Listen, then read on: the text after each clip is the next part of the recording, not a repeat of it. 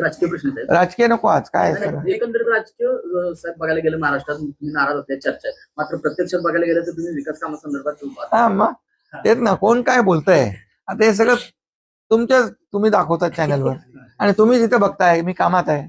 मी आता या नवीन महाबळेश्वर हा मोठा प्रोजेक्ट आहे, याच्या मागे मी लागलेलो आहे. मी गावी आलो की लोक म्हणतात नाराज झाला. मला तर या प्रकल्प पूर्ण करण्यासाठी अनेक वेळा गावाला यावं लागेल, या भागामध्ये फिरावं लागेल, बरोबर ना. अगदी पाटणपर्यंत जे जे स्पॉट याच्यामध्ये आहेत हे सगळे म्हणजे प्रतापगडापासून अगदी पाटणपर्यंत हा सगळा मोठा एरिया. आता 235 गावांनी त्याला 235 गावं याच्यात अंतर्भूत आहेत. 295 गावांनी आणखी मागणी केलेली आहे. त्यामुळे हे मोठ्या प्रमाणावर ह्या पर्यटन जिल्हा म्हणून याची ओळख निर्माण होईल आणि त्यासाठी जे एफर्ट्स घ्यायचे आहेत ते इथला मी भूमिपुत्र म्हणून मला घ्यावे लागतील. एक छोटासा प्रश्न आहे. रायगड आणि नाशिकच्या जागेबाबत पालकमंत्रीबाबत त्याला स्थगिती देण्यात आली. खरं तर तुम्ही त्या ठिकाणी आपण म्हणजे उमेदवार आपलेच इच्छुक होते याबाबत चर्चा होती, गोगावले असते. होईल, त्याच्यावर मार्ग निघेल. आता काही काळजी करू नका. बघा तुम्हाला सगळ्या जेवढ्या चिंता आहेत त्याच्याविषयी तुमच्या चिंता प्रश्न आपाप सुटतायत की नाही.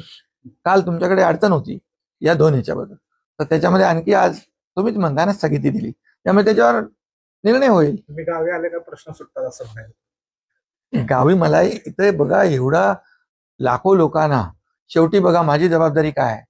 माझा एकच उद्देश आहे, या भागाचा कायापालट करणे, संपूर्ण विकास करणे. महाराष्ट्रामध्ये तर अनेक अशी जे पर्यटनाला चालना देणारी वाव देणारी ठिकाणं आहेत त्यांना तर डेव्हलप करणारच.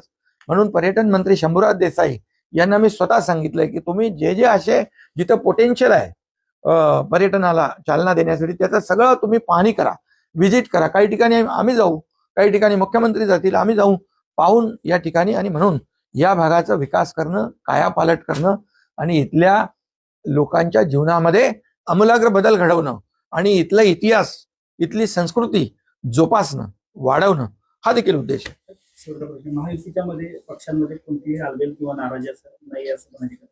कारण आता जे काही नाराजी तुम्हाला का प्रश्न पडतो? तुम्हाला प्रश्न जेव्हापासून निवडणूक झाल्यापासून, तुम्हाला तिकीट वाटपापासून पण सगळे प्रश्न सुटत गेले की नाही. मंत्रिमंडळापासून ते सुटले, आता पालकमंत्रीपासून ते सुटले.